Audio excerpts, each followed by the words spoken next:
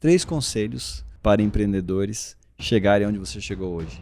Um primeiro conselho que eu daria é não pensar de cara em investimento. Tem muito empreendedor que nasce com uma ideia e quer que alguém financie. E já quer, tipo, precisa de um capital urgente. Pô, mas você nem lançou direito seu produto, a empresa nem dá lucro, você tem só uma ideia e tá começando, você já quer captar, e até ruim também, mesmo que ele faça a captação, você já vai de cara perder 20, 30% da empresa, isso vai fazer falta lá na frente, na hora que bombar, né? Eu acho também de dica de, você tem que trabalhar pra caramba, né? Isso é meio óbvio, mas o empreendedor, assim, principalmente quem sai de uma empresa, assim, ó, eu tenho meu emprego, eu vou sair pra empreender. É uma mudança completamente diferente, assim. Você não vai ter 13º, você não vai ter bônus, você não sabe nem se vai ter o dinheiro salário. Que você quer, né? Que às vezes você não tem nem salário. O que sobra, você acaba pegando. Então você tem que trabalhar sábado, domingo, feriado, assim, é muito trabalho, ainda mais se a empresa estiver crescendo muito. Outra dica que eu daria, assim, é quando você tá crescendo, você tem que trazer executivos. Muita gente fala que é óbvio, contrate pessoas melhores do que você. Até você contratar, você vê que é a realidade, você precisa ali. A gente tem que contratar alguém que dê aula pra gente. Quando você contrata diretores, você espera que ele ensine você muita coisa. Eu acho que o time que a gente tem hoje é o melhor em 20 e poucos anos de empresa, de empreendedorismo. Você sozinho não vai pra lugar nenhum. Você pode até crescer, mas você barra num teto,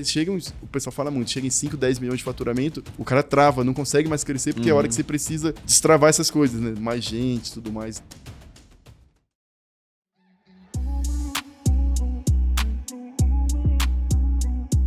Olá, sejam muito bem-vindos ao AmplificaCast e hoje o tema do nosso episódio é como escalar a operação em tecnologia sem perder a performance. E para falar sobre o tema, estou aqui com um empreendedor que começou a carreira muito cedo, ele já empreende aí há 30 anos, mais ou menos, ele vai contar isso para vocês.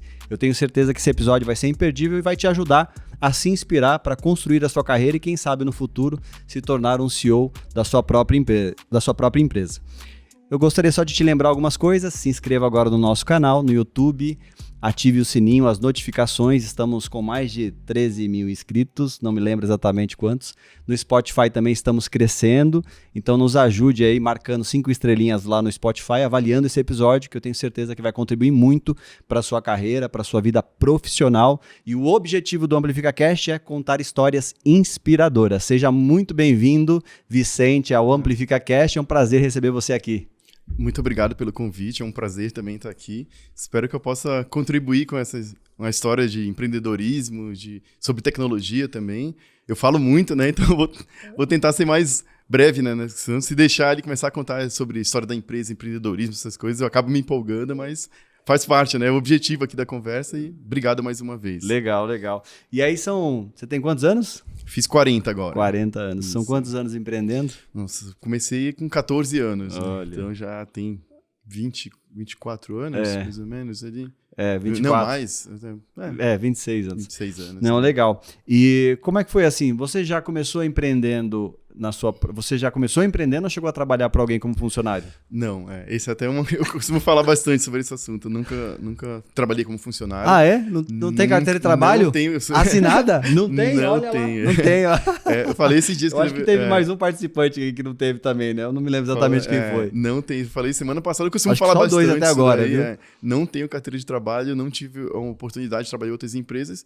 E eu posso até explicar mais à frente, mas eu considero até um ponto negativo meu, né? Porque, tipo, você não tem aquela vivência como executivo em grandes ambientes, então a empresa vai crescendo muito e você tem um ponto falho, digamos assim mesmo.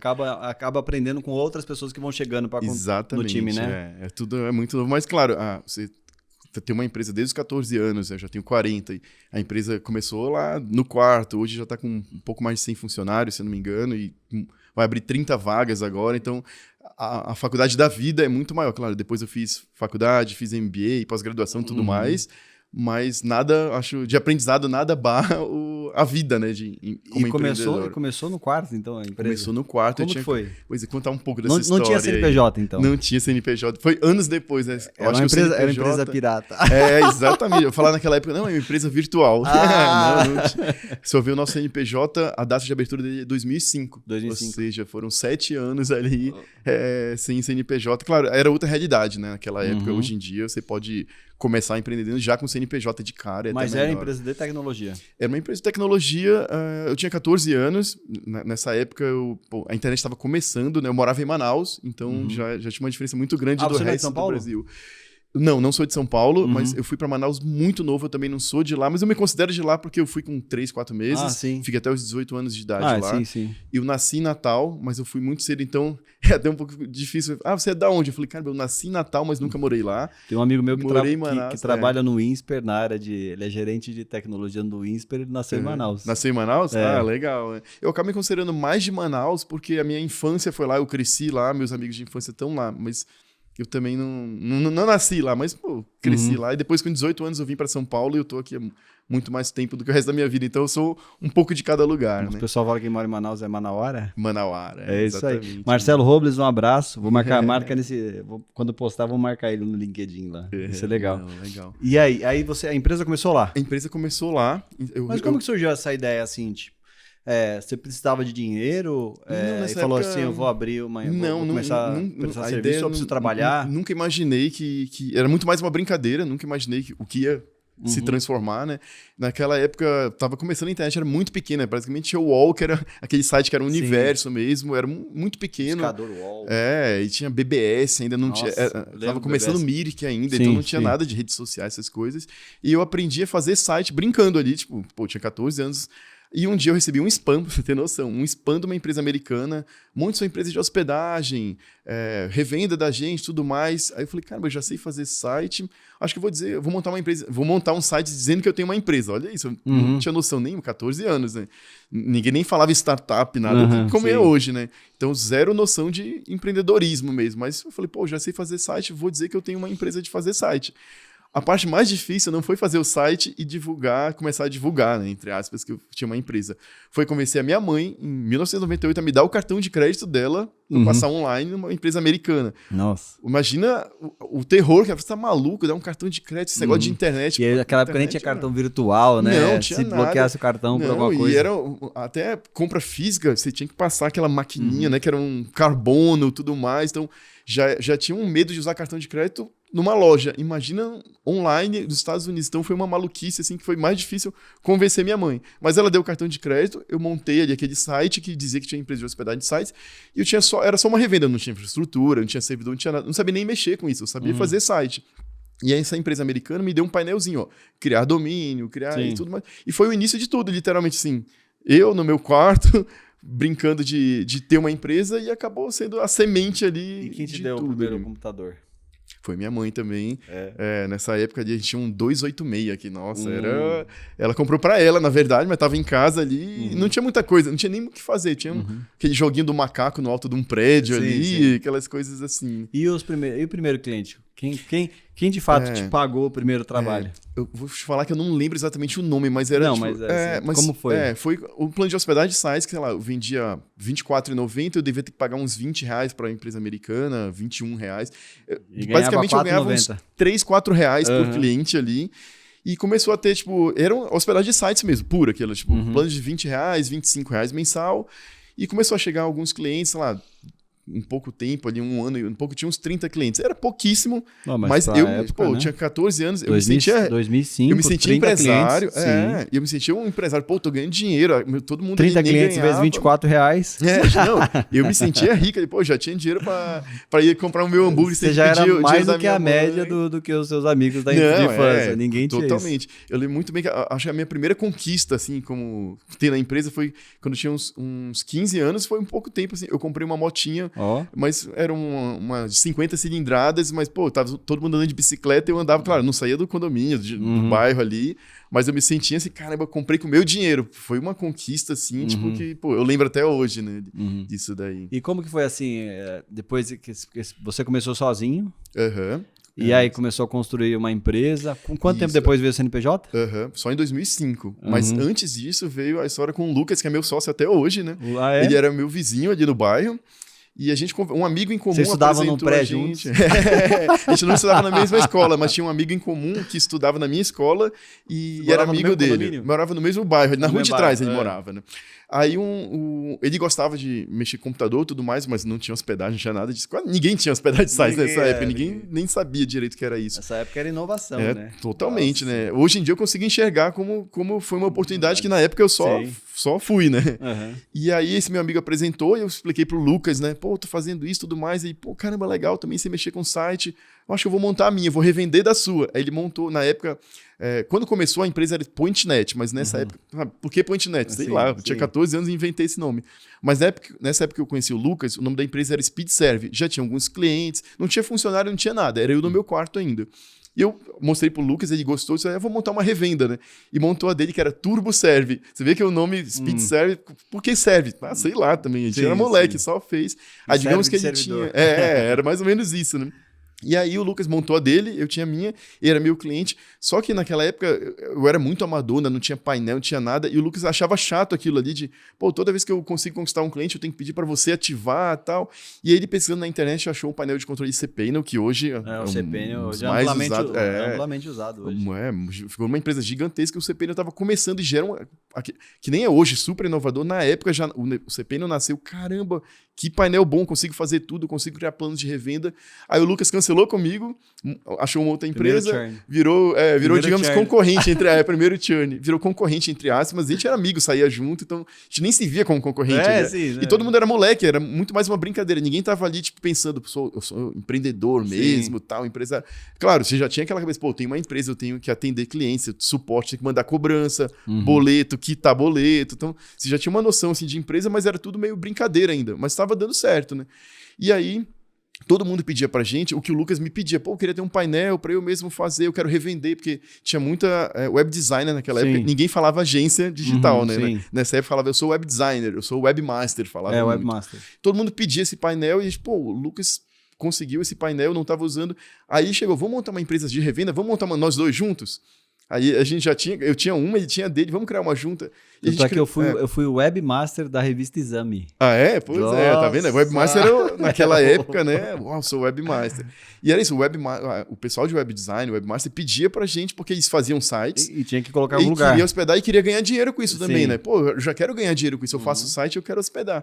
E a gente criou a Net Revenda. Assim, por que o nome Net Revenda? É o mais engraçado, vamos criar uma empresa de revendas? Vamos.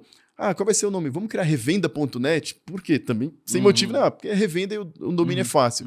A gente criou, montou o site. Quando foi registrar o domínio, alguém registrou. Falei, caramba, e agora? Vamos só inverter, colocar Net Revenda e criar o .com. Foi assim que criou. E a Net Revenda deu muito sucesso, a gente ficou até 2014 com ela. E no primeiro mês, a Net Revenda já deu lucro, que foi o mais engraçado de todos. Você vê que a demanda que tinha no mercado, a gente pegou um servidor dedicado, nos Estados Unidos também, né? Naquela época não tinha data center, nada. Lançamos o plano de revenda, no primeiro mês já se pagou. Claro, digamos que custava $300 o servidor, mas já pagou a conta no primeiro mês. A gente já ficou super empolgado, falou, caramba, esse mercado é o que todo mundo queria, né? Ô Vicente, assim, mas conta, o que você acha, assim, que você atribui ao sucesso da sua carreira, assim? Você começou novo, com 14 anos, você tinha limites, assim, para estudar? Você ficava porque assim, dentro do quarto, aquela coisa, você acorda, né? E o computador já tá ali, você já cai pro computador, às vezes, né? Nem se troca alguma coisa, né? Nem toma café, já tá ali resolvendo. Então, você sempre trabalhou muito? Eu acho que nesse início, assim, foi o diferencial. Eu acho que foi um pouco de sorte também, porque hoje, parando para olhar, a gente pegou em 98 o início do mercado no Brasil. Quem fala que é sorte mas a sorte está quem trabalha, né? Então, eu acho que, claro, tem muito a ver com a gente, mas a gente pegou sem planejar, sem ter noção. 98 era o início da internet, tem uma frase que diz que nada resiste ao trabalho. Né? Com certeza. Então, a gente trabalhou pra caramba. E foi muito assim disso. Primeira coisa que todo mundo acha quando eu falo, tinha 14 anos, montei uma empresa de internet. Nossa, você era aquele nerd que não saía do computador, né? Isso. E eu não era. Nem eu, nem o Lucas. A gente gostava de ir pra balada, beber, ficar na rua jogando futebol. Mas você conseguia, mas você trabalhava muito. Mas trabalhava muito. A gente, era sábado, domingo, feriado, a gente curtia, mas conseguia. Vou sair com os amigos e voltar e trabalhar. E estudava também, a gente sempre estudou muito. Não foi aquilo, vamos abandonar os estudos porque tá dando certo. Mas assim, a gente trabalhou muito. Hoje em dia, claro, a gente trabalha muito ainda, mas é uma diferença muito grande. Eu contei isso semana passada no evento de rebrand da empresa, quando a empresa começou a crescer, como era difícil, porque só tinha gente ainda. Depois que tinha 1, 2 funcionários, ainda era para ajudar a gente no suporte, não era em gestão, nada. Então, eu viajava primeiro que a internet não era boa como é hoje, não tinha facilidade de ter o 5G como é hoje. Liga o celular, compartilha e acabou, não era assim. Então, eu me lembro muito bem numa viagem que eu fui, sei lá, em 2006, eu fui para Florianópolis, e a gente lá curtindo a praia, de repente, tem que trabalhar. Eu tinha que sair da praia, todos os meus amigos curtindo, eu tinha que sair, procurar um cybercafé, porque não tinha ligar o computador. Exatamente, procurar um cybercafé com internet ruim para eu pegar a KNAB para quitar boleto, mandar cobrança, responder suporte. Então a gente sempre teve isso de trabalhar. Os amigos, caramba, você tá de férias. Férias, quem que vai trabalhar se a gente não fizer? Então a gente sempre trabalhou muito, assim, desde... Eu acho que o empreendedor sempre carrega essa preocupação, né? Às vezes a gente fala que sai de férias, não é bem férias, né? Você tá sempre, você tá curtindo, mas você tá com pensamento na empresa, totalmente, no que tá acontecendo, no que pode acontecer, né? E quando você é pequeno, você tá na operação, literalmente. Então, se eu ficasse 2 dias, não, vou curtir uma viagem, era 2 dias sem responder e-mail dos clientes, era sem mandar cobrança, tudo. Era impossível, né? A gente não tinha funcionário ainda para fazer essas coisas. Então, o início, assim, foi bem raiz mesmo. E, de novo, nessa época ninguém falava startup, investimento, anjo, nada. Era cresça com seu próprio dinheiro, com seu lucro, né? E como assim? Teve algum momento que você, nessa etapa, assim, que você considerou difícil? Muitos, assim, muitos mesmo. Quais foram? Assim, tem o primeiro, assim, de tudo, a empresa começou a crescer ainda em Manaus, a gente teve um escritório, contratou uns 2 funcionários e a gente estava em Manaus. Então, hoje em dia já melhorou um pouco, mas tinha muito preconceito, assim, pô, Manaus, só índio lá, você tá no outro lado do país. E a gente, quando estava em Manaus, começou a crescer, já tinha um escritório, tinha uns 2 funcionários, já tinha chamado amigos para ser sócio em vez de trabalhar com a gente. E o que aconteceu? Primeiro, Manaus realmente tinha uma dificuldade. Primeiro, naquela época, era um mercado muito novo. Como é que você contratava alguém para dar suporte? Você tinha que pegar alguém que sabia montar computador e treinar assim, pelo menos do até zero. a lógica, né? O que é um painel de controle, o que é uma hospedagem. Você tinha que treinar do zero. E em Manaus a gente não achava funcionário. De jeito nenhum. E aí tinha o pessoal olhava assim, às vezes ligava, DDD 92 é da onde? De Manaus. Tá bom, obrigado. Falei, não, mas o data center é nos Estados Unidos. Tal. Não, tá bom. Você viu que, eu não quero contratar alguém de Manaus. Então a primeira grande dificuldade foi estar em Manaus. A gente viu, a internet em Manaus era horrível, de fato. Hoje melhorou muito, mas naquela época não tinha ligação com o Brasil via fibra, pra você ter noção. A gente não sabia, né? A internet ia por satélite. Então a internet em Manaus era pior do que para os Estados Unidos, pra você ter noção. Era muito ruim. E a gente começou a crescer e a gente teve a brilhante ideia de, antes disso, daí você vê que é empreendedor raiz, mas comete muito erros, que é normal, né? A gente resolveu montar um data center. Quando as coisas começaram a melhorar, assim, vender, já tinha alguns funcionários. Vou montar um data center em Manaus. Aí a gente contratou um link da Embratel, pegou um escritório de um amigo nosso, colocou umas prateleiras de comida, sabe? Aquelas lá colocou uns servidores montados, colocou no ar e falou, caramba, pra gente foi um sucesso, montamos o nosso data center. Quando a gente colocou no ar, os clientes, tá horrível esse negócio, piorou muito, e a gente ficou inconformado. Como pra gente a velocidade tá ultra rápida. Foi quando a gente descobriu que a gente tava local. Você viu a noção, a gente não tinha noção ainda. E o cliente tava na internet. E em Manaus era via satélite, então era pior do que os Estados Unidos. A gente ficou mal, caramba, o nosso sonho inteiro que a gente montou foi por água abaixo e agora, tudo mais. E a gente já tinha 18 anos, nessa época, e a gente falou, não, tem que sair de Manaus, não dá pra ficar aqui, porque tem muitos pontos negativos, a gente não consegue contratar funcionário, tem um preconceito de estar muito longe, a internet aqui é horrível, a gente é uma empresa de internet com uma internet ruim, não vai pra frente. E aí todo mundo pergunta, como é que vocês pensaram em ir pra São Paulo? Qual foi o plano? A gente simplesmente falou, qual a melhor internet do Brasil? São Paulo, vamos pra São Paulo. Só que a gente tinha 18 anos, né? E aí, né, 18 anos era você, o Luiz? Você falou eu e o Lucas. Que é meu sócio até hoje. A gente tinha mais uns 2 sócios na época. Sócios, que era amigo, que a gente foi chamando. Vamos ser sócio e tudo mais. E o que você atribui o sucesso dessa sociedade sua e do Lucas? Eu acho que deu muito certo. A gente chegou a ter 5 sócios, porque foi chamando assim, vamos ser sócios e tal. E depois o pessoal foi saindo, a gente foi comprando a parte. Que nem todo mundo tá preparado pra ser sócio, né? Nem todo mundo tá preparado pra ser sócio, pra trabalhar que nem maluco, assim. De trabalhar sábado, domingo, data center, você sabe como é que é, né? Você trabalha sábado, domingo, feriado, dá problema de madrugada. 24/7. Mas todo mundo pergunta isso, tipo, quando vê, vocês são sócios há 20 e poucos anos, desde adolescente, vocês brigam. Mas você sabe que eu entrevistei, inclusive tem no Amplifica Cast o episódio com o Leonardo e com o Marcelo Rosenburg. A última empresa que eles venderam agora para o Santander, mas acho que já foi a 4ª ou a 5ª empresa que eles venderam. E os 2 são sócios há muitos anos. E aí, toda vez que eu ia lá em reunião com eles, você vê a sinergia dos 2, assim, né? Às vezes eu penso até que eles são irmãos. Porque eles já se conhecem há muitos anos. Às vezes pergunta pra gente. Desde a época de faculdade, Unicamp, aquela coisa toda, e são sócios até hoje. E no caso, eu e o Lucas, a gente se conhece mesmo desde adolescente então, mesmo. É legal 15 isso aí. para 16 anos de idade. E eu acho que, assim, por que deu muito certo? Todo mundo pergunta, assim, você conversa com amigos, você tem vários casos, nossa, eu já tive um sócio que eu quase me matei com ele e tudo mais, a gente brigava todo dia. Teve um sócio, inclusive ele foi sócio da Amplifica no começo, que ele trabalhou 15 anos com o Justus.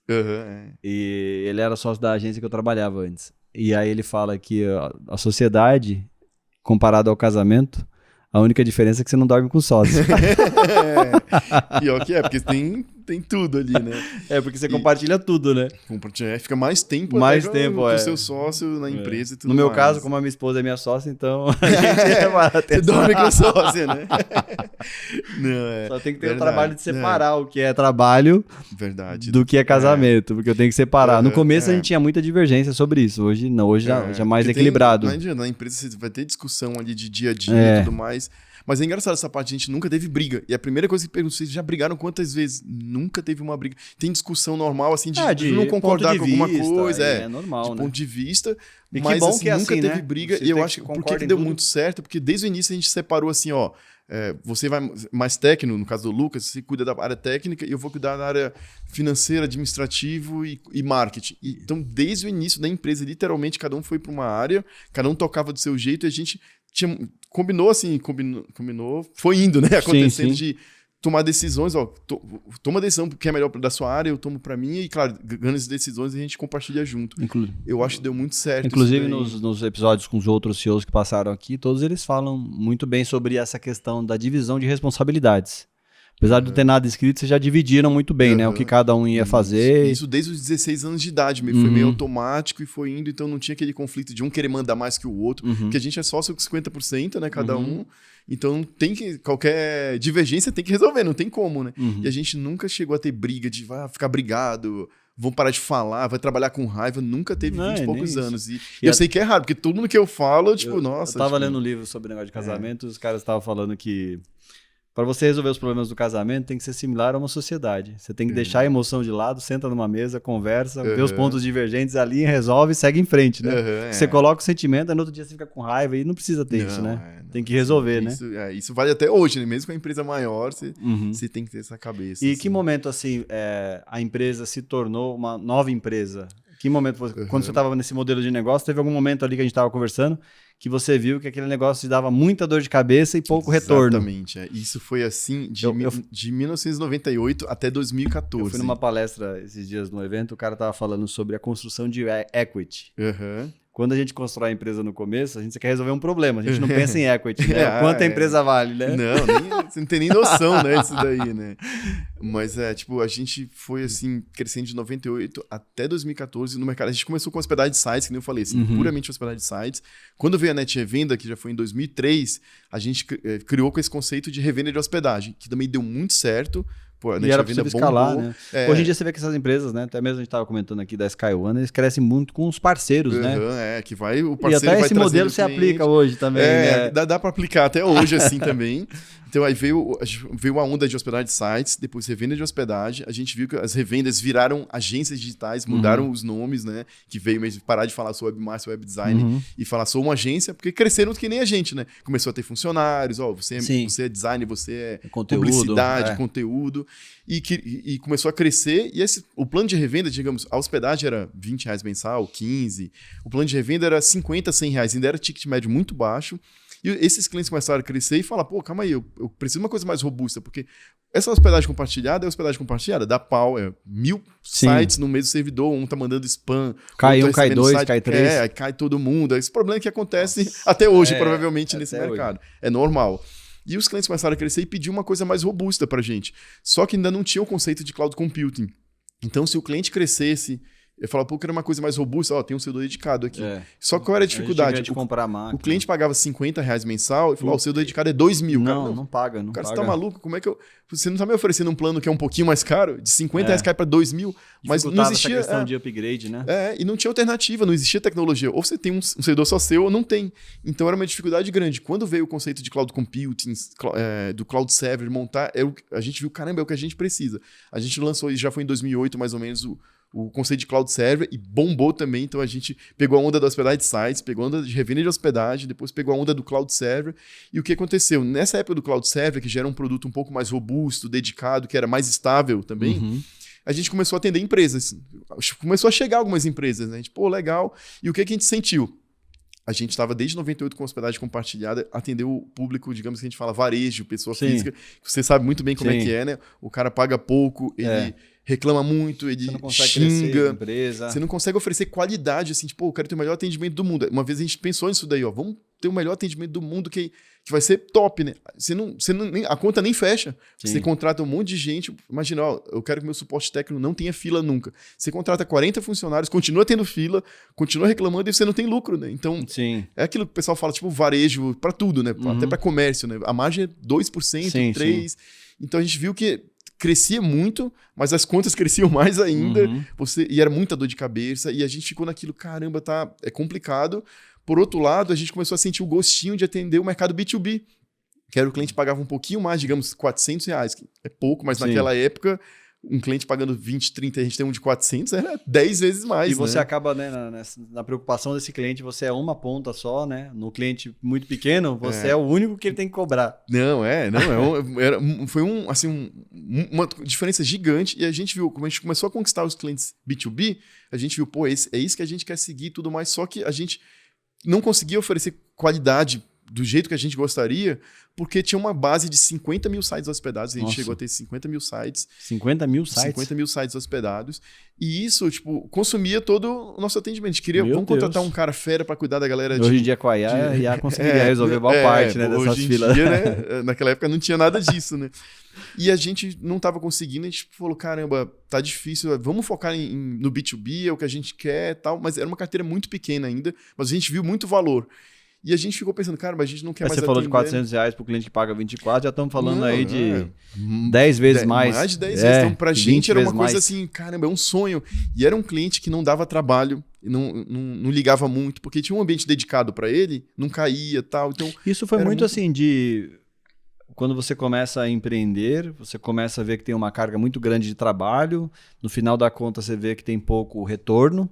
E aí foi muito essa coisa de feeling, né? De sentir... Totalmente feeling. Não teve um business plan, não sei o que lá, montar um projeto, nada. Foi o que você falou, é o feeling mesmo. Caramba, não tá... Hoje em dia a gente até se perde em tanto de informação que tem, né? Todo dia um negócio tá morrendo no LinkedIn, Não, todo dia isso daí. E foi muito... Nessa época, a gente era muito de empreendedor raiz, assim, de feeling. Ainda não tinha...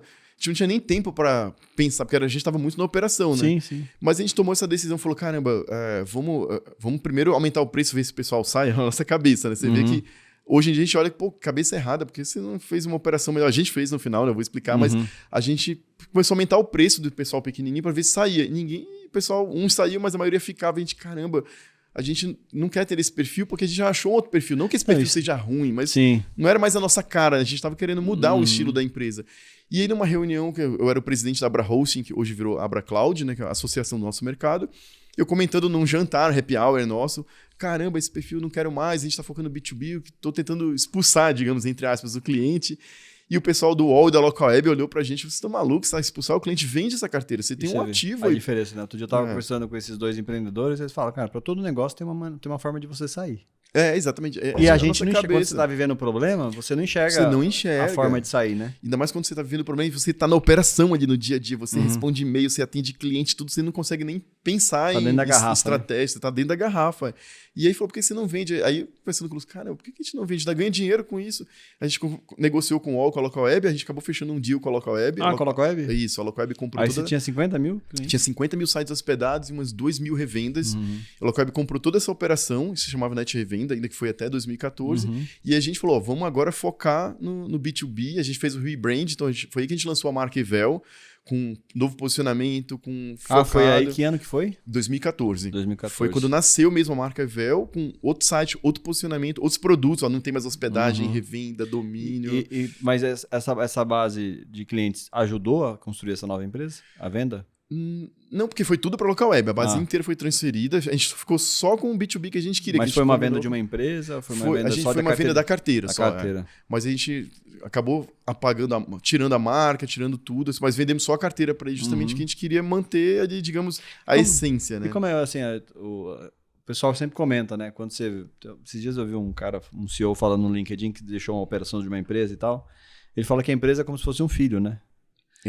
E como é que foi essa fase, assim, de dar o seu filho, de vender o seu filho? Primeiro, tomar a decisão foi a parte mais complexa, eu acho. Porque a gente ficou por, sei lá, de 2008 a 2014, pensando, é muito tempo, né? A gente tá falando de 6 anos ali. Sim. Será que a gente vai para esse mercado? Será que não vai? Porque era isso. Não, mas, pô, a gente tá com esse pessoal desde 98. Meu gadinho, meu gado tá aqui. Tipo, a gente reclamava, cuidando, mas tava ali, entendeu? Cuidando. Exatamente. Depois que a gente tomou a decisão, foi fácil. Dá problema, mas eu consigo correr, né? Dá problema pra caramba, mas, pô, a gente tá aqui cuidando. Meus filhos, tinha clientes há 50 mil filhos. Tinha clientes que a gente conhecia pelo nome, exatamente. Mas depois que a gente tomou a decisão, foi fácil. A gente viu, pô, a gente enxergou que o futuro era ali. E foi quando a gente transferiu para local web, foi um alívio muito grande. Você não tem noção. Nossa. Porque a gente era uma empresa que a gente... quem atende varejo, a gente fala muito a palavra varejo. Sim. É muito estressante, porque são 50 mil clientes, muita gente ligando todo dia. A sua empresa, você entrava no nosso escritório, nem parecia um escritório normal, parecia um call center. Sim. Porque 80% das pessoas, dos funcionários, era para atender telefone. Você entrava lá, era todo mundo no telefone o dia inteiro. Era um nível... Era estressante, a reclamação, tudo. E quando saiu toda essa carteira e a gente entendeu só o B2B, a gente olhava assim, nossa, virou um escritório normal, o telefone quase não toca, tá tudo, virou uma outra empresa, literalmente. Outra empresa, Então a gente foi, depois que a gente tomou a decisão, foi muito fácil, assim, compreender que foi o certo. Só que hoje a gente olhando é mais, a gente vê que é um pouco maluquice também. Imagina tudo que a gente construiu, a gente vendeu, pegou esse dinheiro, vamos montar uma empresa nova, Evel, e injetou tudo na empresa. Imagina se não tivesse dado certo. Por que é Evel? Evel, a gente criou um nome que a gente mesmo, foi o Lucas até que criou, a gente na época pensou... Porque até é um nome que facilita, né, nessa coisa de internacionalização, muito, né? A gente vai pra fora, o pessoal chama de Evil, então já facilita, todo mundo bonito, sabe o nome. Gosto do nome. É um nome legal, todo mundo elogia pra caramba, e na época a gente, agora a gente tá maior, a gente chegou a ter uns 50 funcionários mais ou menos nessa época. E remete, né, a tecnologia e muito, tal. Sim. E a gente... Primeiro queria contratar uma agência, contratamos e todos os nomes que ofereceram a gente não gostou. Aí o Lucas começou a pesquisar por conta própria, achou uma palavra do latim, avel, que era com A, AVO que falava na verdade, que significava de querer cuidar, tudo mais. A gente, vamos pegar esse nome? Tá legal. Aí, de novo, a gente foi lá registrar, já tinham pego. Não, vamos trocar o A pelo E, que é o E de tecnologia, E de empresa, tudo mais, e lançamos. Então, é um nome Enterprise. Que a gente criou, literalmente, 4 letras só, ficou muito bom, funciona em inglês também. Sim. Deu tudo muito certo, assim. Então, a marca foi o que a gente recebe muito elogios, assim. Caramba, o nome ficou muito bom. E no final foi o Lucas que criou. A gente chegou a contratar a agência, mas não rolou muito ali. Você sabia que esse podcast, ele é da Amplifica Digital? Se você ainda não nos conhece, acesse o nosso site amplificadigital.com.br e lá você vai conhecer um pouco sobre o que a gente faz, os nossos serviços, o que a gente entrega para o mercado, para empresas de diferentes segmentos. Você também vai ter a oportunidade de conhecer o nosso portfólio, os nossos cases de sucesso. Você vai ter a oportunidade também de falar com um de nossos especialistas. Te convido a acessar agora amplificadigital.com.br e se você precisa de um parceiro estratégico para te ajudar nas ações de marketing digital B2B ou B2C, fale com a gente e agende uma reunião agora.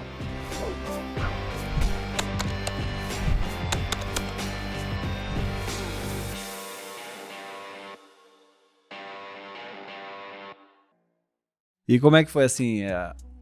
Teve essa fase de passar essa base dos 50 mil clientes, aí como que foi estruturar, assim, focando essa parte mais do B2B, assim? Qual foi a estratégia para vocês aumentarem a base de clientes? A primeira coisa foi a gente entender ali, tipo, que a gente não queria aquela outra base, vender e fazer o rebrand.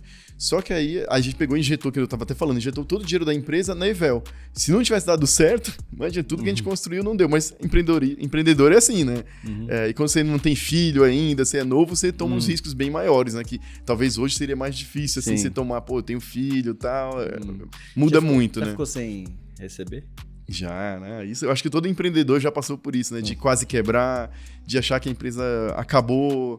Já pensou em desistir? Em pensar em desistir, na hora que tá problema. Foi em que momento? Quando era outra empresa ou quando essa Nas duas até, principalmente no início da Evel, mas também durante anos da Net Revenda, uma hora dava lucro, outra hora não dava, outra hora dava um problema grande. Que quem trabalha com tecnologia, qualquer empresa do mundo já sofreu problemas graves. Seja Amazon, Google, quem for, não importa o tamanho, já sofreu graves problemas. Quanto maior o cliente, né, mais complexa a operação e mais reduzido é o SLA. Exatamente. E eu acho que o pior momento da vida que eu passei, assim, nessa esse tempo de empreendedor aí, foi a gente, quando começou os ataques DDoS, que hoje em dia já tem proteção. Pelo amor de Deus. A gente tomou um ataque absurdo, que a gente ficou quase uma semana fora do ar. Não. E foi uma semana sem conseguir dormir, sem conseguir comer, e aquilo todo dia pensando, acabou, tudo que a gente construiu, acontece, a gente aqui na Amplifica atende alguns sites específicos da indústria farmacêutica, então a gente invariavelmente tem que criar o ambiente para evitar esse tipo de problema. Exatamente, só que imagina na época quando começou. Hoje tem proteção, tecnologia, tudo. A gente não tinha proteção, não tinha nada. A gente foi uma das primeiras empresas no Brasil a tomar um ataque em larga escala. Então não é bonito falar isso, mas aconteceu. Sim. E na época, que a gente ficou quase uma semana fora do ar, não tinha proteção ainda, não tinha praticamente nada. E foi o bom que todos os concorrentes tem muita viram... empresa ainda que não tem proteção. Não é só naquela época, não. Com certeza, né? E vários concorrentes até na época se uniram, caramba, precisa de ajuda e tudo mais, porque todo mundo ficou com receio. Caramba, eu vou ser o próximo, ninguém tem proteção. E a gente foi conseguindo solucionar, mas foi uma semana que para mim durou um ano. Nossa. E todo dia a gente pensava, acabou tudo que a gente construiu, acabou a empresa, acabou tudo. E a gente chegou a perder. Claro, uma semana fora do ar, os clientes não aceitam uma coisa dessa. Não importa se foi um ataque, coisa nova, o cliente ficou fora do ar e tem razão. A gente perdeu 30% da base em um mês. Imagina uma empresa perder 30% da base, 30% da receita, ficar com imagem rachada, né, queimada. Foi bem difícil, foi o pior momento assim da história. Teve vários momentos ruins de você pensar em desistir e tudo mais, mas esse foi disparado assim, o pior, mas a gente conseguiu dar a volta por cima. Isso foi em que ano, mais ou menos? Isso foi em 2016, 2017, mais ou menos. Já era Evel, já estava com o mercado B2B e tudo mais. Foi aí que a gente pensou que acabou tudo. Mas conseguimos dar a volta por cima.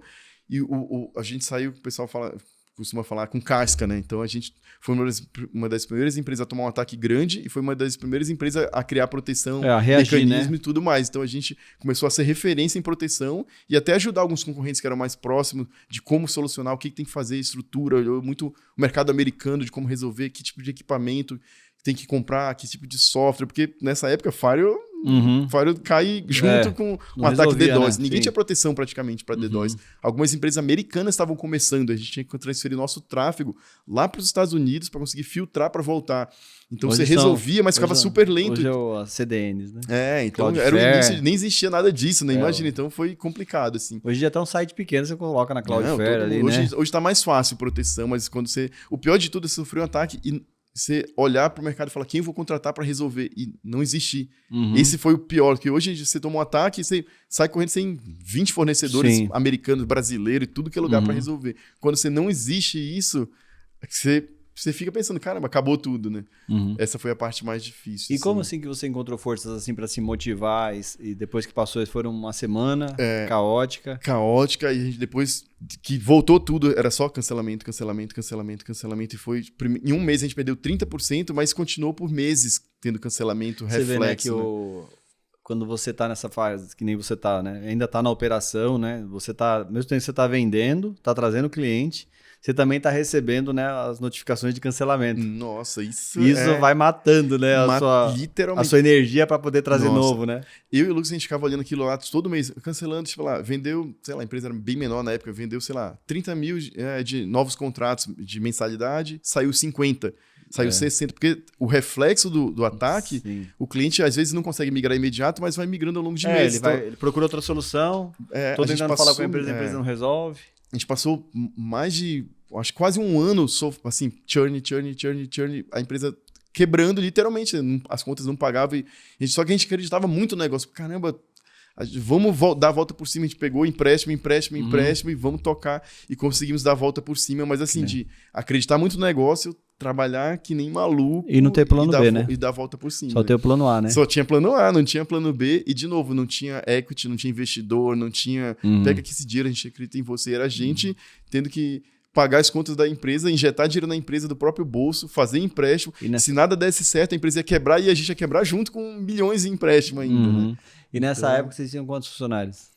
A gente devia ter uns 30 mais ou menos, assim, 25, 30, porque a gente reduziu o número de funcionários quando a gente vendeu a operação, né? A gente quase praticamente refez um novo negócio, né? Então ainda tinha isso, pô, tem um monte de... Se nada der errado, tem demitir funcionário, tem rescisão, os empréstimos que a gente fez, a gente não vai conseguir pagar, vai vir para nossa pessoa física, então foi um momento assim, disparado, mais complicado da história, assim, como empreendedor. E aí, como, por exemplo, nessa fase assim, dos dois sócios, como que vocês se ajudavam, assim? Porque pelo menos vocês tinham o que compartilhar, né? Na alegria, na tristeza. Não, era gente para tudo ali, né?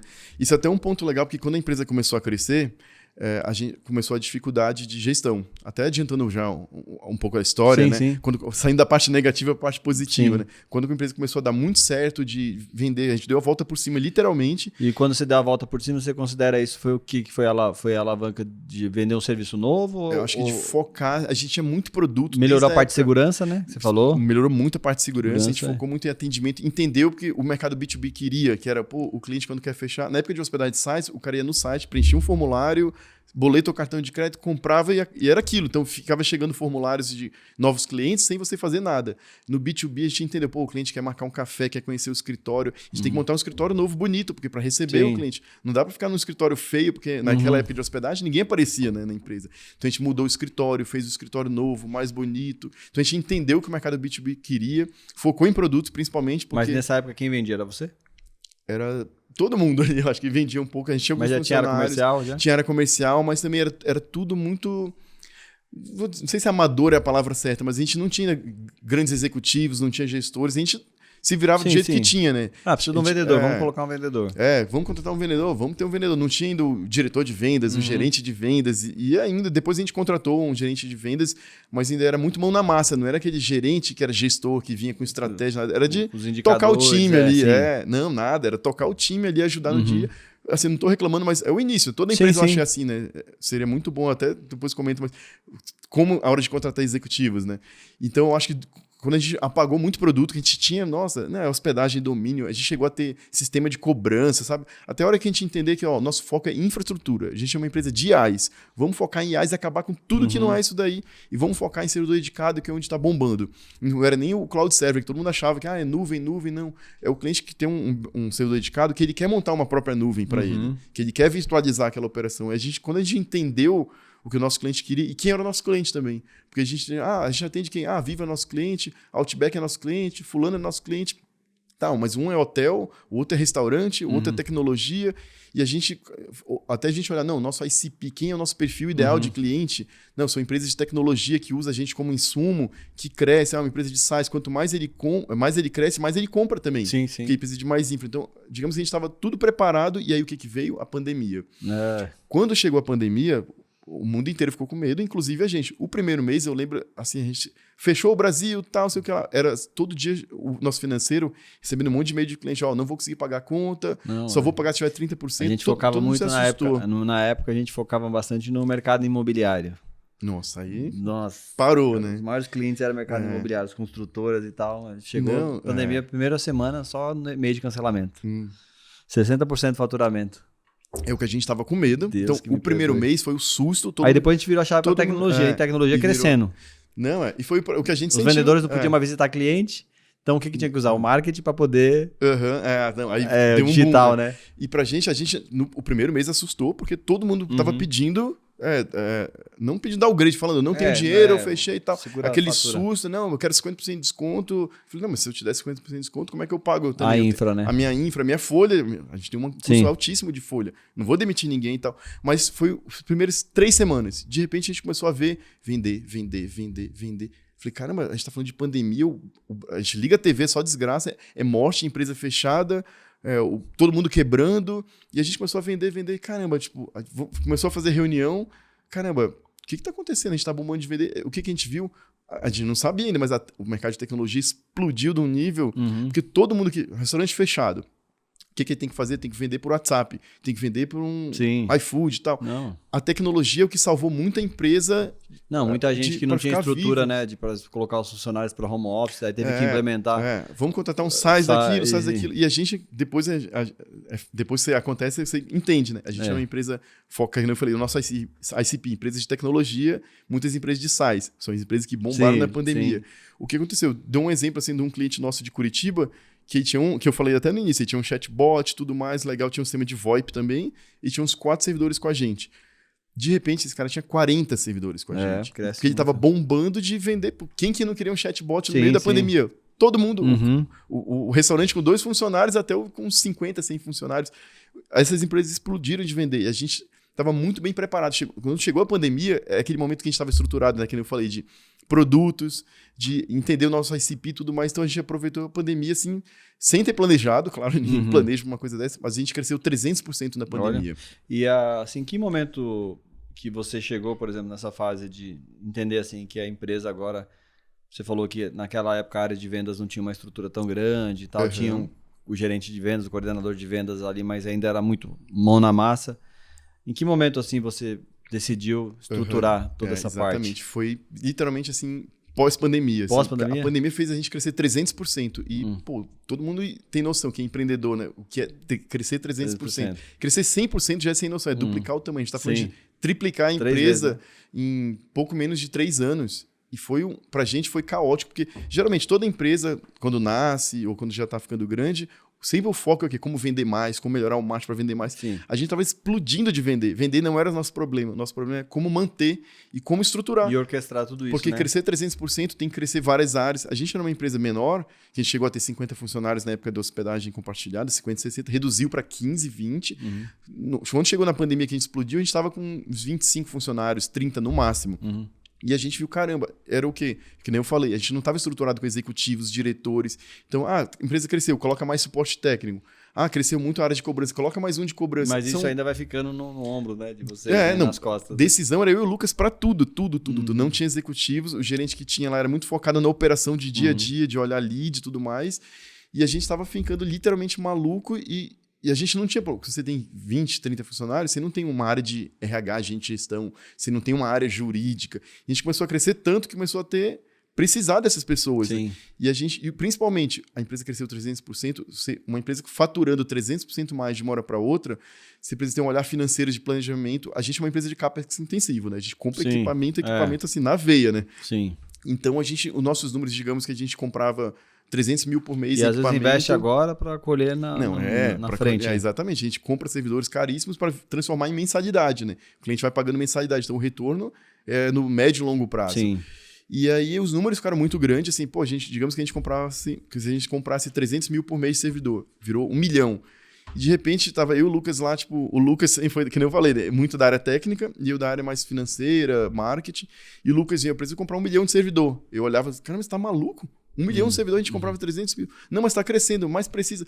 E a gente... É porque o técnico está olhando como resolver o problema, aumentar a escala. E eu tento olhar financeiro, mas será que a gente vai conseguir financiar? A gente está falando que era um problema para o mercado, assim, no meio da pandemia, os bancos não queriam dar dinheiro. Sim. E a gente mostra, não, mas a gente está explodindo de crescer. Então a gente conseguiu captar, mas mostrando para o banco, ó, a gente está fora da curva. Mas dava aquele receio. E se o banco não emprestar mais dinheiro para a gente? Porque está no meio de uma pandemia, como é que a gente cresce? Porque para crescer tem que comprar equipamento.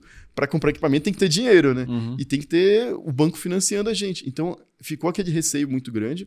A gente sempre teve um parceiro que eu considero, não parceiro, como se fosse um conselheiro. O Martino, ele mora da Itália, brasileiro, mas ele é italiano também. Mas Martino. Ele foi um dos fundadores da Stella Invest, que hoje a Stella tá bombando até. E ele sempre teve a gente como parceiro, porque muitos anos atrás ele tentou comprar a gente e tudo mais, e a gente ficou próximo dele. E eu sempre fui muito de conversar com o Martino de empreendedorismo. Sim, sabe, pegar ter conselho, alguém de pegar conselho. É o psicólogo do empreendedor. Exatamente. Ao longo desses anos, obrigado até Martino aí, porque obrigado. Ele foi conselheiro por muitos anos. Depois ele vem compartilhar quando ele vier para o Brasil. Vem aqui no Amplifica Cast. Não, vou avisar para ele. Tá. E ele sempre conversava, Martino, e um dia a gente chegou para ele, Martino, tá acontecendo isso, a empresa explodiu de crescer. E, caramba, o financeiro tá difícil e tá só eu e o Lucas para tudo. A gente tem que decidir se contrata mais, quanto investe, todas as decisões. Tá impossível, eu acho que a gente precisa de mais gestores.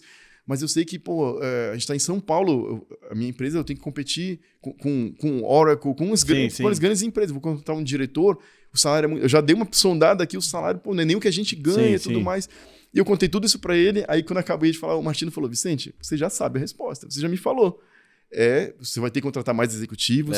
Realmente, é caro, o salário é maior, porque você sabe como é que é. Mas é o preço de te livrar da dor de cabeça, né? Exatamente. E você entende, né? Como contratar um executivo, a gente não estava preparado.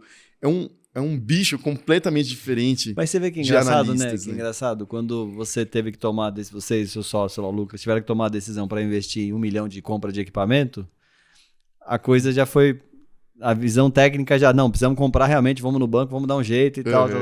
Mas quando a gente tem que contratar um executivo, nem sempre a gente toma uma decisão rápida, exatamente. Como investir 1 milhão no equipamento, né? Ah, preço de equipamento, não, bota 1 milhão, bota 2 milhões, não, isso é obrigação. E o executivo? E é aquilo, quando a gente não tinha nenhum executivo mesmo, quando a gente foi pro mercado, que a gente primeiro olhou o salário, a gente tá em São Paulo, né? Sim. Olhou o salário, caramba, só que já era assustador, a gente era uma empresa pequena, né, na época. Já era assustador pra gente, porque a gente não tinha ninguém com aquele salário. Só que quando a gente foi conversar mesmo, pensou, o salário não era o único dos problemas. Um executivo que é um plano que tem o Aston e o Sírio-Libanês, que a gente não tinha na época, queria um carro da empresa, queria bônus. Tipo, a gente tava 20 anos, nem a gente tinha bônus. Sim. Aí, quantos salários por ano de bônus? Quando a gente bota no papel tudo aquilo, você é uma empresa pequena, você... Caramba, será que eu consigo pagar? E aquilo, você, para gastar 1 milhão de equipamento, você gasta na hora. Para gastar com o executivo, não, mas... vou tomar o risco. E a minha margem vai cair e tudo mais. Só que a gente viu, não tem como a gente fugir, né? Não tem como fugir. E aí a gente pensou, por que a gente mais precisa de imediato? É um CFO. Porque os números cresceram muito. Tá aí eu e o Lucas, né? A gente falando, tá aí você para tudo. Faz total diferença, né, cara? Tá com uma dificuldade. A planilha financeira que eu tenho é a planilha que eu criei em 1998, que tava lá até hoje. Quando eu fiquei 12 anos na UFSB, tinha um CFO, ele tinha 25% da empresa. E a conversa é alto nível, assim, né? Você chega para aprovar um projeto, alguma coisa, o cara já sabe mentalmente o que é possível, o que não é possível. Ele tem todos os custos, né? O lucro projetado, despesa projetada. De cabeça. E deixar a empresa mais profissional também. Então, quando a gente teve essa conversa aí, falou, acho que o primeiro é o CFO, né? A gente foi no mercado procurar, de novo, se assustou, assim, caramba, não tem como pagar isso, a margem vai cair, mas a gente já pensa em empreendedor, né? A gente não tem investidor. A gente já pensa, a margem vai cair, será, tal. Aí a gente ficou meio assim e, vamos esperar um pouco. Aí deu uns 2 meses, o Sérgio, que é o nosso CFO, mandou um WhatsApp para mim, falou assim, um cliente, que é o Márcio, lá do Rio de Janeiro, um cliente que é o meu amigo aqui, falou que vocês estão bombando de crescer, porque a gente já estava crescendo realmente, bombou na pandemia, estava mídia forte. Vocês estão bombando de crescer, vocês não estão precisando de CFO, porque eu sou do Rio, mas eu estou indo morar em São Paulo e vamos conversar. Aí eu falei para os caramba, um CFO que a gente estava... Olha a coincidência, o mundo girando aqui pra gente. Não é nem isso, né? Você ali... Tomou a decisão mentalmente, né? Preciso disso. E o universo começa a conspirar para acontecer. Do nada, no meu WhatsApp. Não é um acaso, né? A gente tem que ser intencional, né? Não, E quando eu vi isso, eu falei pro Lucas, caramba, não é um spam, não é nada. É um cara mandando no meu WhatsApp direto, indicado por uma pessoa que tá vendo a gente crescer e deve imaginar que a gente tá precisando do CFO. Aí o Sérgio foi lá em São Paulo, a gente conversou, contratamos o Sérgio. Hoje em dia você ainda tem a facilidade de contratar CFO as a service. Hoje tem um monte de coisa, né? Os executivos grandes estão saindo das empresas. Né? Para fazer o CFO, eu recebo muita abordagem no LinkedIn de CFO as a service, CTO as a service. E aí a gente contratou o Sérgio, nosso primeiro CFO, e foi assim, já de cara você vê a realidade que é de ter um executivo de mercado na empresa. Não é um CFO que eu contratei ali. O nível da conversa, né? Não, mudou o nosso nível de tudo, assim. Apesar de ser um CFO, ele tinha um olhar de... já veio de empresas grandes, já passou por várias outras. Ele tinha vindo da cultura inglesa, depois passou... Meu irmão vendeu a empresa dele há uns 5 anos atrás por um grupo italiano que tem capital aberto na Bolsa Italiana. Ele falou assim que o que ele aprendeu... Ele comprou de volta esse ano ou ano passado, não me lembro exatamente quando foi. Ele comprou de volta a empresa. Ele falou assim que depois que entrou esse sócio com empresa capital aberto e tal, a visão dele de gestão assim da empresa... Mudou completamente. Os indicadores, como olha, o que tudo, olhar. Até a nossa cabeça de fundador mudou assim. Então é o que você está falando. O Sérgio sempre trouxe um olhar. Foram os 2 sócios, até então 2 sócios. Isso, hoje você já tem investidor? Tem e não tem. Eu vou até explicar essa parte. Vou contar logo, já que você perguntou, né? A gente não tem investidor como equity, que é o mais comum, né? A gente está até avaliando agora, porque a empresa cresceu muito e o valuation está muito grande e a gente está crescendo cada vez mais. A gente captou recente, mas não foi como equity, então tem um investidor, mas a gente captou com emissão de dívidas, como se fosse um debenture. Então a gente fez emissão de dívidas que tá na Bolsa de Valores, não é a gente listado como ações na Bolsa, mas a gente tem emissão de dívidas na Bolsa de Valores, então é igualzinho uma emissão de debenture. Então a gente tem que ter o balanço auditado, tem que ter...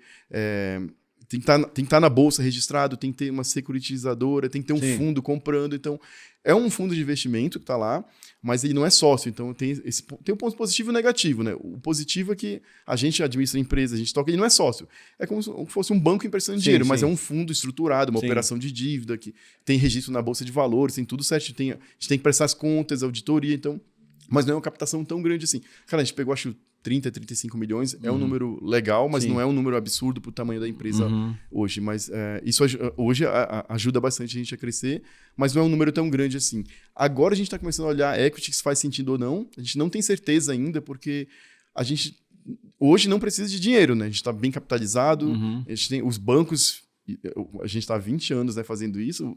Você vai no Itaú, no Santander, Bradesco, precisa de 20 milhões, está aqui. Eles imploram para oferecer dinheiro, porque você tem histórico, sabe do crescimento da empresa. Hoje, o nível que a gente está, com a entrada também do CFO, os bancos acompanham a gente no nível que não é mais aquilo, o gerente da agência, já é a sede do Itaú, do Santander, que vai lá, que vai um superintendente que olha balanço auditado, olha tudo, tem apresentação financeira como se fossem nossos investidores. Então, é um outro tipo de conversa. Então, a taxa é muito melhor, a gente consegue captar mais. Então, essa parte foi muito reflexo da entrada do CFO também. Então, isso foi em que momento? Quando aconteceu isso? A entrada desse fundo? Esse ano. Esse ano? Esse ano, Foi do começo do ano. Começou o ano... é um processo bem burocrático, né? Ia ser para o ano passado, mas tem que abrir o registro na B3, né? Na Bolsa, e faz isso, aquilo, tem que ter um advogado especialista nisso. No comecinho do ano que saiu, mas... Começou no ano passado. Legal. Mas falando de gestores, né, ali, que eu estava explicando muito, tipo, com a entrada do Sérgio, mudou muito, assim. Tipo, as planilhas que eu vejo... Primeiro que ele entrou um CFO, não é só o CFO, ele entra para montar um time. Então, tem um time financeiro hoje com especialista, com FP&A, com planilha. Eu olho as planilhas dele hoje, eu vejo, caramba, eu é muito amador. Né? Eu fui o CFO por 20 e poucos anos. Completamente amador. Eu tinha uma planilha, que eu até brincar, a planilha safada. Era uma planilha simples. E hoje eu vejo as planilhas que ele tem. Primeiro que ele tem 200 planilhas com... Parece um sistema de tão integrada que é que ele muda o número, muda a projeção disso, daquilo. Então, hoje a gente tem um financeiro de verdade. A gente, você falou, a gente era muito amador. Então, o Sérgio montou um time financeiro, aí viu que a gente está precisando de RH, que a gente não tinha, contratou uma coordenadora de RH, aí viu que está precisando de jurídico, contratou um time jurídico. Então, o Sérgio já trouxe... incorporou muito a empresa de profissionalismo, e a gente viu, caramba, olha a realidade que traz. Vamos olhar outros executivos. A gente está precisando. E a gente continuou crescendo muito, né? E a gente foi e contratou o Mário, que ele entrou como diretor de tecnologia. O Mário ele era um brasileiro, mas estava morando há quase 20 anos em Londres, trabalhava na Hackspace, que é uma empresa... Hackspace, que é uma empresa da nossa área, e veio aqui para o Brasil, trabalhou com a gente um tempo. Eles são gigantescos. Então, veio um outro executivo, só que na área de tecnologia. Depois a gente viu, cara, precisa de marketing. Eu fui marketing também. A gente começou a soltar o osso, digamos assim. Sim. Agora precisa do marketing. A gente não tinha nem time de marketing, era eu fazendo tudo com um analista. E a empresa já estava faturando bem, sei lá, 20 e poucos milhões. E caramba, a gente tem que ter um time de marketing. Contratamos o Lauro. Que assumiu o time. Um abraço, Lauro. Seu conhecido, né? Contratamos o Lauro. E aí depois, agora recente, a gente contratou o Kleber para diretor de operações, aí contratou o Desan, e essas pessoas foram contratando outras. Aí entrou o Túlio. O nível de conversa muda, né? Não, aí agora, assim, nesse exato momento, tipo, a gente começou esse processo... Agora você consegue viajar e ficar tranquilo, né? Consigo viajar 15 dias, só olhar o e-mail, assim, só por olhar, porque eu não consigo ficar fora, mas... Hoje a empresa roda, assim, eu até brinco, eu falei, cara, mas finalmente, depois de 20 e poucos anos, a gente chegou num nível que, se eu morrer, a empresa... tá viva ainda, ele vai continuar, vai tocar e não depende mais de mim. É isso aí, então, acho que é o sonho de todo empreendedor, né? Não, com certeza, né? Depois de 20 e poucos anos, e esse processo começou em 2019. 2019, então. 2019, e aí a gente foi contratando. Hoje a gente tá com uma empresa, assim, completamente diferente, e você vê como vale a pena, que é fácil falar depois que acontece, né? Porque eu lembro lá atrás, na hora de tomar a decisão, a dificuldade que é de contratar o primeiro executivo. Porque tudo que eu falei, você é pequeno, vai afetar sua margem. E tem que mudar a mente muda também, completamente sua mente. Tem que destravar sua mente, né? E aí muda totalmente a gestão. Até então, era 20 e poucos anos, eu e o Lucas, tocando tudo, decidindo tudo do nosso jeito, mas estava funcionando. De repente você tem mais executivos, você tem que criar uma reunião de executivo, de board e tal. E aí começa a cascatear, né? Você contrata C-Level, que vai contratar diretor, que vai contratar gerente, tem times. E hoje a gente está com cento e poucos funcionários, que eu falei 30 e poucas vagas em aberto. Eu acho que até o final do ano, sei lá, deve estar uns 180 funcionários. Hoje, pela primeira vez, eu chego na empresa, eu sei o rosto de todo mundo, mas eu já não sei o nome de todo mundo. Para mim é uma coisa muito nova, porque eu sei quem é o nome da esposa das pessoas, sabia, né? Sim. Era muito próximo todo mundo. Inclusive, ali. Quem quiser te conhecer mais, agora é só assistir esse episódio do Amplifica Cast. Que vai conhecer mais. Tanto que na semana passada, no nosso evento de rebrand, eu e o Lucas, a gente ficou contando a história da empresa, contando esses detalhes, e muita gente veio falar, caramba, eu conhecia, mas não sabia no detalhe, detalhe, né? Então, assim, aí, pô, melhorou muito. E, claro, vai surgindo novas dificuldades, que aí você tem vários executivos. E é comum, né? Um não concorda com o outro. Então, pra gente, são coisas novas. E aí, como é que resolve, sei lá, se tiver conflito de diretores? Conflito, assim, não de briga, mas de ideias. Um quer uma coisa, o outro não quer. Um que quer seguir por um caminho, o outro não quer. E aí, a gente tem que... Pra gente, já é uma coisa nova, né? Que a gente nunca teve um executivo, então a gente vai aprendendo também. Eu acho que lidar com isso. O empreendedor, assim, você eternamente aprende. Tem um livro que eu vou recomendar, que é o lado... Não sei se você já leu esse livro, que chama O Lado Difícil das Situações Difíceis. Não.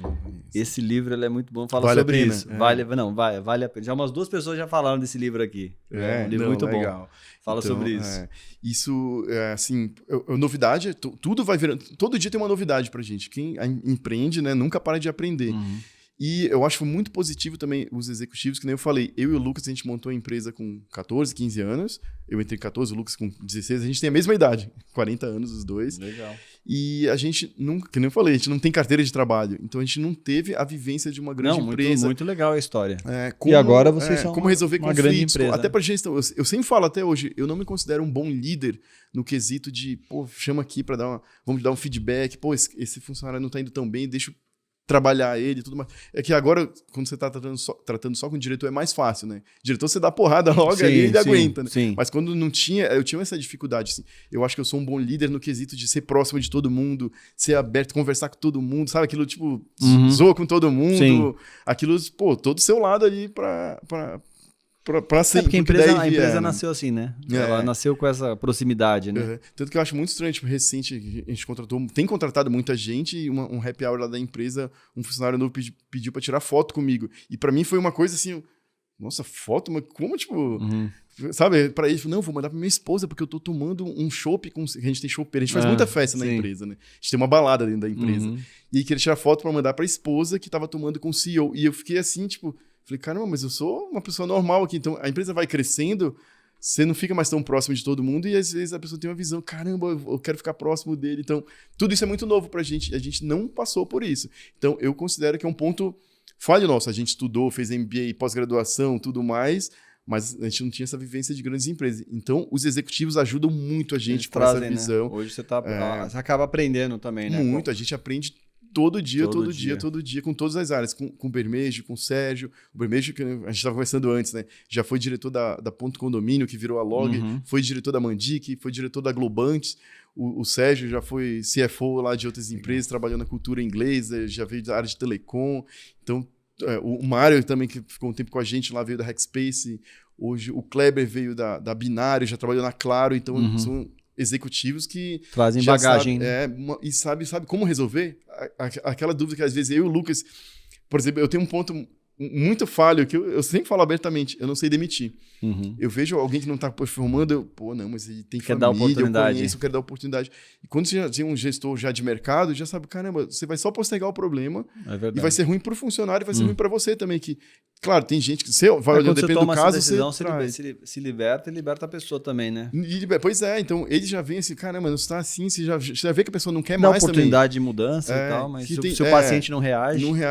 E às vezes a pessoa está esperando ali, porque tem aquilo, né? Não, eu tenho que sacar FGTS, aquelas coisas que acontecem no Brasil, e a pessoa fica com vergonha às vezes de falar, então o gestor de mercado já chega, é muito direto, entendeu? Vamos resolver o problema, se esse aqui não dá mais, não dá, acabou, né? Vicente, nós estamos chegando ao final do Amplifica Cast. Eu gostaria que você deixasse 3 conselhos. Depois a gente vai falar um pouquinho do encerramento aí sobre as transformações no seu mercado, nas empresas e tudo mais. Mas 3 conselhos para empreendedores chegarem onde você chegou hoje. Caramba, deixa eu pensar aqui, que é difícil a gente vive de uma realidade tão diferente do que é hoje em dia, mas eu acho que um primeiro conselho que eu daria é não pensar de cara em investimento. Talvez eu seja um empreendedor de uma época diferente, né? Que nem existia, nem que se eu quisesse, né? Não tinha. Mas eu vejo muito que eu sou muito abordado também no LinkedIn, né? Tipo, eu tenho uma ideia, você quer investir? Eu vejo que tem muito empreendedor que nasce com uma ideia... E quer que alguém financie. E já quer, tipo, precisa de um capital urgente. Pô, mas você nem lançou direito seu produto, a empresa nem dá lucro, você tem só uma ideia e tá começando, você já quer um capital... E até ruim também, mesmo que ele faça a captação, pô, você já vai de cara perder 20%, 30% da empresa, isso vai fazer falta lá na frente, Sim. na hora que bombar, né? Eu acho que o pessoal tem muito essa cabeça de ir com investimento, porque, tudo bem, hoje em dia tem uma realidade diferente. Tem o investidor anjo, tem o seed e tal. Talvez seja mais fácil captar, na minha época não tinha. E tem mas eu muito tenho essa conteúdo, visão muita gente falando, né? Aí, às vezes acaba sendo um caminho mais fácil, né? Pois é, vai lá captar, não quer. Eu não concordo, mas pode ser uma visão minha, porque eu vejo, muita empresa que deu certo. Não, a gente recebe várias deu, abordagens no LinkedIn falando de investimento, de intermedio, compras entre empresa e tal. Não, tem bastante. Eu acho também de dica de... você tem que trabalhar pra caramba, né? Isso é meio óbvio, mas o empreendedor, assim... Você sai... Principalmente quem sai de uma empresa, assim, eu tenho meu emprego, eu vou sair pra empreender. É uma mudança completamente diferente, assim. Você não vai ter 13º, você não vai ter bônus, você não vai... Não sabe nem se vai ter o dinheiro que você quer, né? Que às vezes você não tem nem salário. O que sobra, você acaba pegando. Então, você tem que trabalhar sábado, domingo, feriado, assim. É muito trabalho, ainda mais se a empresa estiver crescendo muito. E eu acho que a outra dica que eu daria, assim, é quando você está crescendo, você tem que trazer executivos. Aquilo também, muita gente fala que é óbvio, contrate pessoas melhores do que você. Você ouve muito esse discurso na internet. E até você contratar, você vê que é a realidade, você precisa de... Toda vez que eu e o Lucas a gente está conversando, principalmente na hora de falar de C-Level, diretor, a gente tem que contratar alguém que dê aula pra gente. Porque a gente, a vida inteira, 20 anos, a gente cresceu contratando analistas que a gente tinha que sentar e ensinar, faz isso, faz aquilo. Quando você contrata diretores, você espera que ele ensine você muita coisa. Então, eu acho que contratar pessoas melhores do que você, eu sei que é caro, muitas vezes você olha assim, putz, mas eu não tenho dinheiro, mas assim, pra gente vale muito a pena. A gente sair de uma empresa que estava crescendo na pandemia aí, na faixa de 15 milhões de receita, a gente está indo para 100 milhões de receita em pouquíssimo tempo. Isso, claro, é mérito meio do Lucas também como fundador, mas é um mérito muito grande de ter um time inteiro, não só os gestores, mas eu ter todo o time. Porque se contrata C-Level diretor, eles não são os heróis, vão contratar um monte de gente. Então, o mérito é da empresa inteira de estar... A empresa é estruturada, a empresa está mais profissional, não só diretores, mas tem analistas, tem coordenadores, tem gerentes, é o time inteiro, assim, muito forte. Então, eu acho que o time certo... Eu posto meu LinkedIn toda hora, assim, tudo que eu posto eu sempre falo, agradeço ao nosso time fera, nosso time é muito fera. Tipo, eu acho que o time que a gente tem hoje é o melhor em 20 e poucos anos de empresa, assim, de empreendedorismo. E eu acho que faz a diferença. Você sozinho não vai para lugar nenhum. Você pode até crescer, mas você barra num teto, o pessoal fala muito, chega em 5, 10 milhões de faturamento, o cara trava, não consegue mais crescer, porque é a hora que você precisa destravar essas coisas, né? Mais gente, tudo mais. Então, e como, assim, para encerrar aqui, como que você está enxergando essas transformações no mercado de tecnologia, no seu setor? Eu só vejo pontos super positivos, assim, tudo que a gente fala sobre data center e nuvem, a gente olha assim, relatório, o americano gosta muito de relatório, né, de tendência e tudo mais, a gente olha, tudo é coisa de 100 bilhões, 200 bilhões de dólares, o mundo inteiro depende do data center, agora com inteligência artificial, data center, vai lançar mais aplicativo, data center, tudo é data center, então a gente está numa área que, por isso que os investidores estão abordando muito a gente, assim, todo dia a gente teve que contratar uma empresa só para conversar com os investidores, porque eu, o Lucas e o Sérgio, a gente não tinha mais nem tempo, estava recebendo 3 abordagens por semana e a gente a gente gosta de network, então a gente conversava, vem reunião e fazer reunião, conhecer a empresa, ocupava muito nosso tempo. A gente contratou uma empresa só para falar com essas pessoas e a gente ouve dos investidores, tanto nacional quanto internacional, o que o mercado do futuro, assim, do presente do futuro é a nossa área de data center e nuvem. Então, tá todo mundo indo com sede ao pote oferecendo dinheiro, assim, é a realidade. Eu acho que alguns concorrentes também devem estar passando por isso. São números grandes que chegam na gente, caramba. E muitos chegam assim, eu quero comprar a sua empresa. A maioria, principalmente de fora do Brasil, já chega assim, e é um valor elevado que você fica, sabe? Cara, eu falei, não, mas não tá no momento ainda. Então, assim, a tendência, eu acho que o nosso mercado é só bombar cada vez mais. A nossa meta é crescer, que a gente divulgou agora no nosso kickoff, é crescer 10 vezes em 5 anos. 10 vezes? Em 5 anos. A gente quer chegar em 500 milhões de faturamento até 2029. E a gente já fez esses 10 vezes nos últimos 5 anos, por isso que a gente criou essa meta. Vamos continuar assim, porque os números são maiores ainda. A gente vinha crescendo 40% ao ano, que já é um número excelente, e esse ano a gente deve crescer 75%. Então, é algo fora da normalidade até pra gente mesmo, assim. E são problemas que trazem crescimento, né? A gente não é mais uma empresa que fatura 5 milhões. Né? Se crescer 75% de uma empresa que está faturando quase 100 milhões, é um mundo completamente diferente. Então, são problemas bons de resolver, né? Que eu falei, contratar 30 pessoas de uma vez, a gente nunca fez isso antes. Muito bom. É assim, né? Esses são problemas gostosos de se resolverem, né? E agora a gente tem time, né? Se fosse eu e o Lucas pra fazer tudo, a gente tava maluco. Né? Agora, tipo, tem que contratar 30 pessoas. Gerente de RH, tá aqui, ó, fala cada time de 30 vagas. Tem que, captar 50 milhões para esse planejamento. Ó. Sérgio, CFO, faz isso aqui. Então, a gente consegue dividir responsabilidades. É muito bom.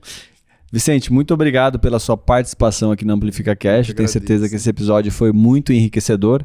Eu te convido mais uma vez a se inscrever no nosso canal no YouTube, ativar as notificações e também lá no nosso Spotify você apertar 5 estrelas e compartilhar o Amplifica Cast com mais pessoas, que o nosso objetivo principal é trazer pessoas para poder compartilhar histórias e para você aprender mais, beleza? Muito obrigado mais uma vez, Vicente, pela sua participação. Se as pessoas quiserem te achar no LinkedIn, como que é? Vicente Neto. Vicente Neto. E o site da empresa? evel.com.br. Legal. Usa o Instagram? Usa, mas é fechado. É fechado, é isso aí. E recentemente fizeram o rebrand, né, da marca. Isso, semana passada. Semana passada? Isso.